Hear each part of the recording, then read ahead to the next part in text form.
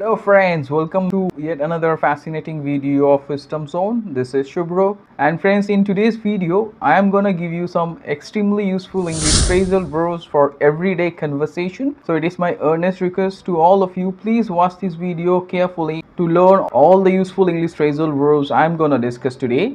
And if you still haven't subscribed to this channel, please do not wait, immediately go ahead and subscribe to Wisdom Zone and hit the bell icon to get the first notification.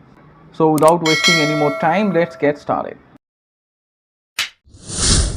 So friends, welcome back once again to this fascinating video on English phrasal verbs for everyday conversation. And as I have promised, in today's video, you're gonna get some extremely important English phrasal verbs for your everyday conversation. So before I go ahead, let me quickly inform all of you that I have provided some more videos on English phrasal verbs in the description.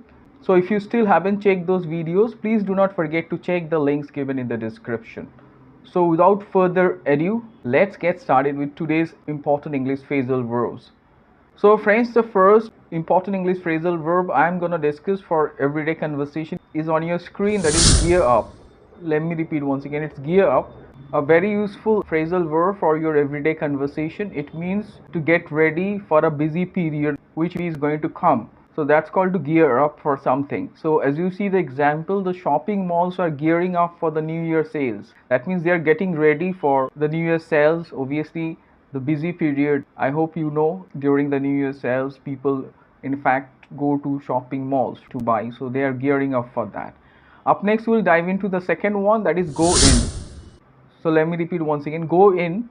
Here, this phrasal verb go in means to become hidden or disappear. Especially we use this in case of celestial bodies like sun or moon or stars when they disappear behind clouds. As you see the example, the sun has gone in. That means it has disappeared. It is in fact hidden behind clouds. Up next, we will dive into the next one, that is handout. Handout is a very useful phrasal verb. It means to distribute. So as you see the example is on your screen, our boss handed out the photocopies. That means he distributed the photocopies, Xerox copies. I'm quite sure it's clear. So friends, up next we are going to look into the next one, that is head out. Let me repeat once again. The next one is head out. Head out means go out or to depart or to start a journey, perhaps is called to head out. So as you see the example is on your screen, we are heading out at 5. So don't be late.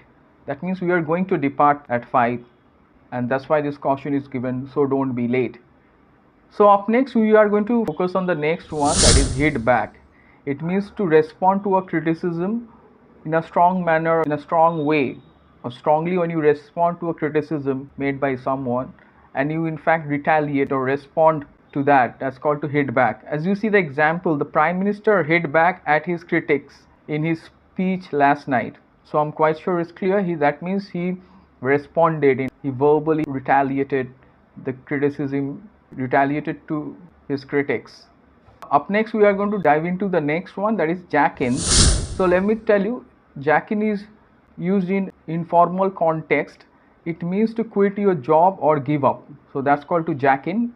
Just remember, you can use it in informal conversation, but don't use it in formal conversation. So let me show you how to use it. Tom jacked his job in as his boss refused to give him a raise.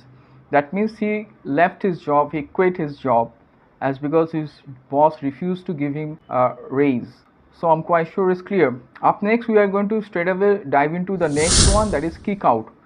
Again, this one is used in informal conversation. It is totally informal, so it means to expel or to force someone to leave a place or organization, that is to kick out. So let me show you one example. As you see on your screen, Sam was kicked out of his job.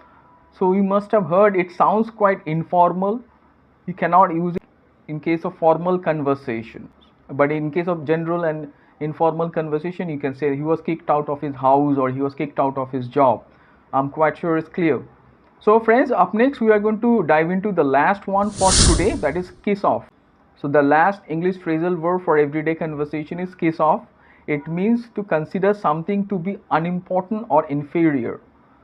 So when you consider something not to be important or inferior, that's called to kiss off.